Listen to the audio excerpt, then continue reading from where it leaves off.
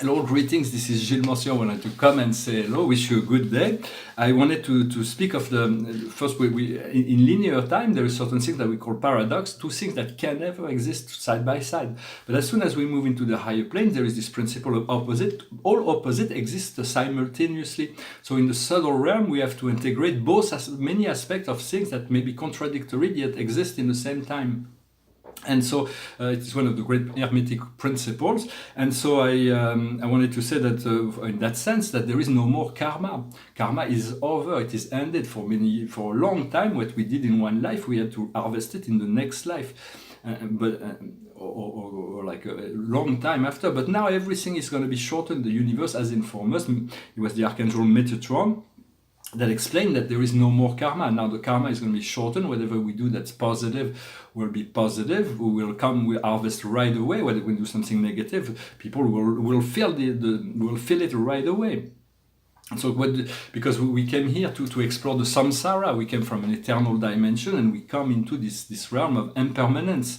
What is the Buddha revealed? It's like there is a sixth dimension from the samsara principle, which is the hell, the dimension of the angry demons, of the brutal demons, of the brutes, of the humans and the gods. But all of that is changing. The more you elevate yourself, the higher the better the experience is. But you want to reach the nirvana, the point of lucidity, because we know when we came into this samsara, this world of transmigration and transmutation, but we do not know when we're going to come out. So we do want to align with our soul and spirit.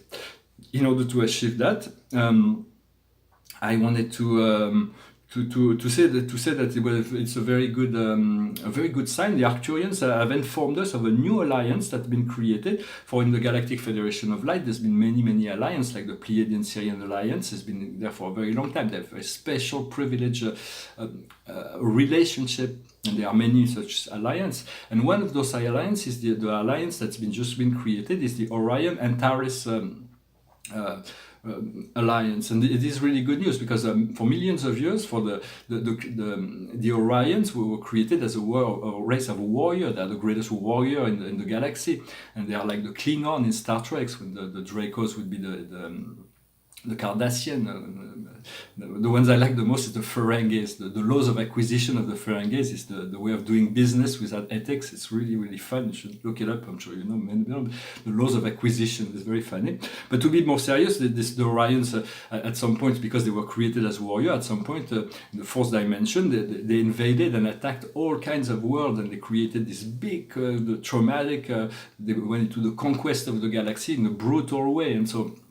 This Orion invasion. And so the civilizations that were very advanced were able to protect themselves and shield themselves from that. But some civilization, like Antares, was a fourth dimensional civilization that was turned towards beauty and the arts and civilization and softness and gentleness, and they got their world completely devastated by those Orion invasion. And so for millennium, they changed their model of society to become warriors, to fight against this tyranny that was imposed by the Orion. And so now the Orion, they have resolved their parameters. The parameter of Orion has been resolved on Orion, yet there is still point of tension and there's still rebel. There still is not like, everything is solved yet. There was thousands of years ago, there was an agreement that was signed that was called the Samsara Accord, and so the agreement, and so at some point the Galactic War officially ended, and there was a shared territory. The Earth fell into the darkness, and there was many other territories that were given to the dark, and most of this to maintain certain peace, and then the Ashtar Command took on the respect of those of the agreements, but now since the idea that they have created this Orion Antares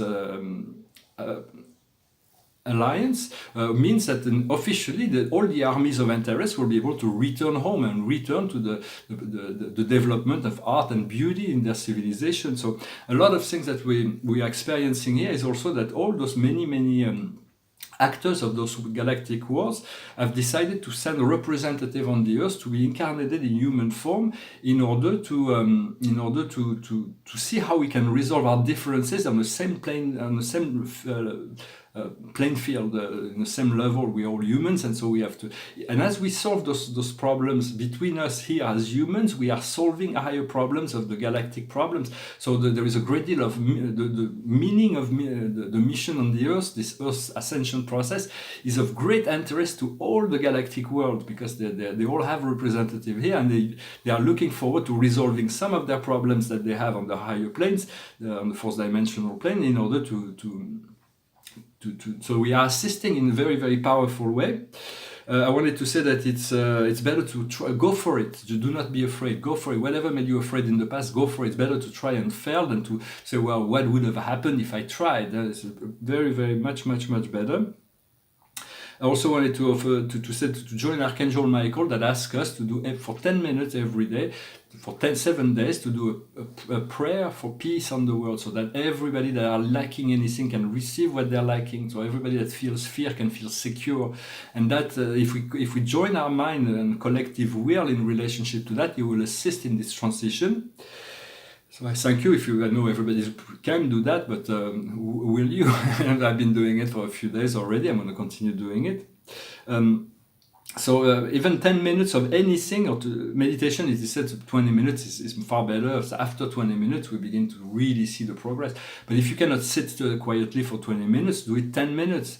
Do 10 minutes of sport every day, 10 minutes of writing, 10 minutes of drawing, 10 minutes of anything will start a new process. It's important to start those sometimes little things can become big things. You never know what's going to happen as a result of that.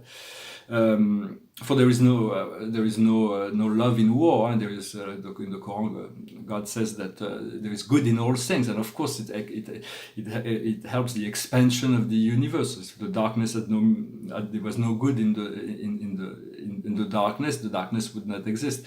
But in a sense, there is absolutely no moral ethics in relationship to war. No matter the only thing that's acceptable in relationship to, there is the law of grace that will protect anyone. If you attacked, you have the necessity of defending yourself. There's no karma there.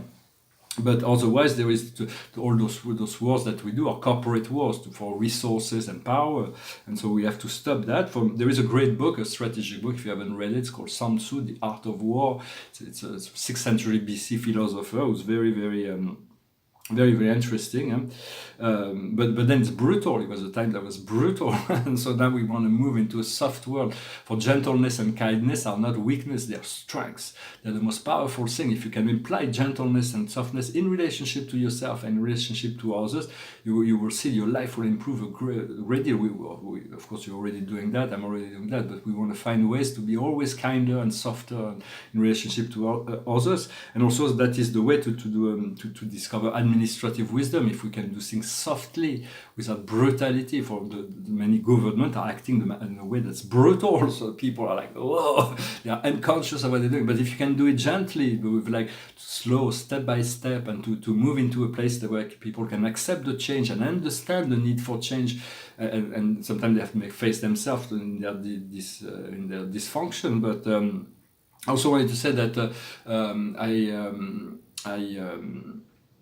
I said that the other day I had a drink. For many years I couldn't. Alcohol was like completely out, but I realized that I could have a drink and not feel bad about it. So, but I don't like the euphoric aspect of alcohol, so I'm not drinking much, and I don't even need it, so I'm not drinking at all. But it's good to be able to drink a cup of champagne, a glass of champagne when I'm doing a celebration or something. So it's not. It's kind of good news, and it's the same thing with psychotropic product. For a very long time, we could use those products to come out of the darkness of the samsara, but since 2012 our spirit has been raised above that, so we do not need that. Myself, I used it when I was young. I did all kinds of things with experimentation, but now my spirit has raised above all those things, and I am more enlightened without it than with it. Although there is a differentiation between chemical products, which should be avoided at all costs, and natural products. For if the earth has created plants, mostly the plants with dimethyltryptamine, like peyote and ayahuasca psilocybin, the mushroom. Those everybody should do it at least once in their life or once a year, because that brings an alignment. It allows the alignment to happen. But they should not be used in chronic effect, because like cannabis, it takes you from the third to the fourth dimension, and so it's an accelerator. But then as soon as the product leaves, you find yourself in the second dimension. You find yourself below, and then you you need the product. So it's much better to do it by breathing, by natural.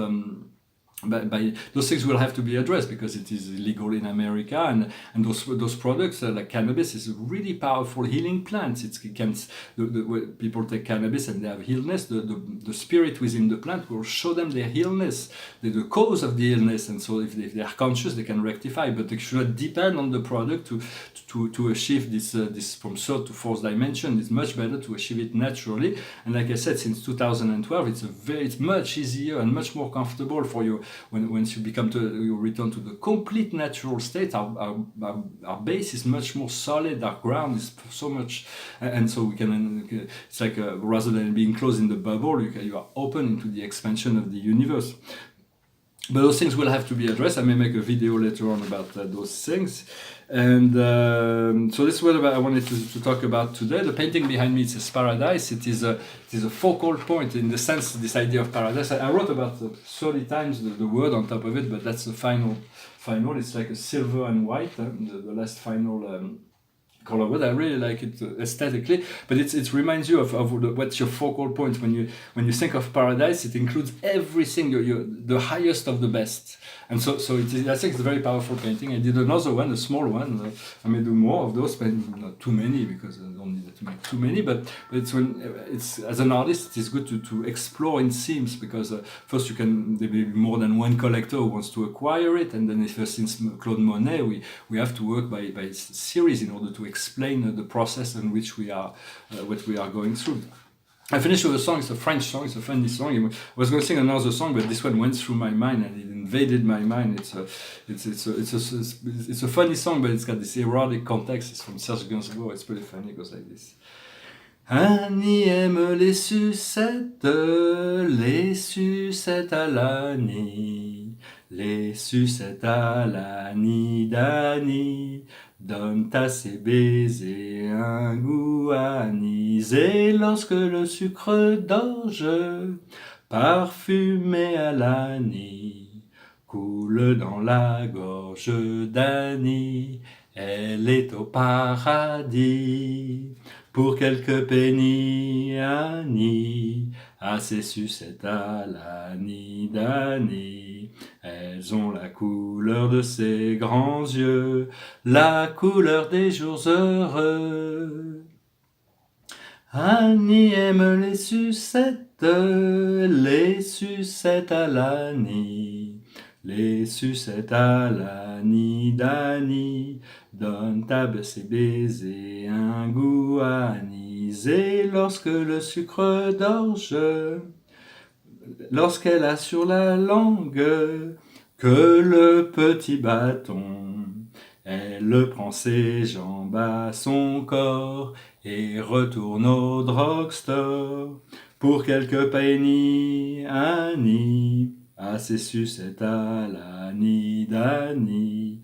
Elles ont la couleur de ses grands yeux, la couleur des jours heureux. Voilà, je vous remercie. Thank you very much. I wish you a wonderful day, and I'll talk to you later. Namaste.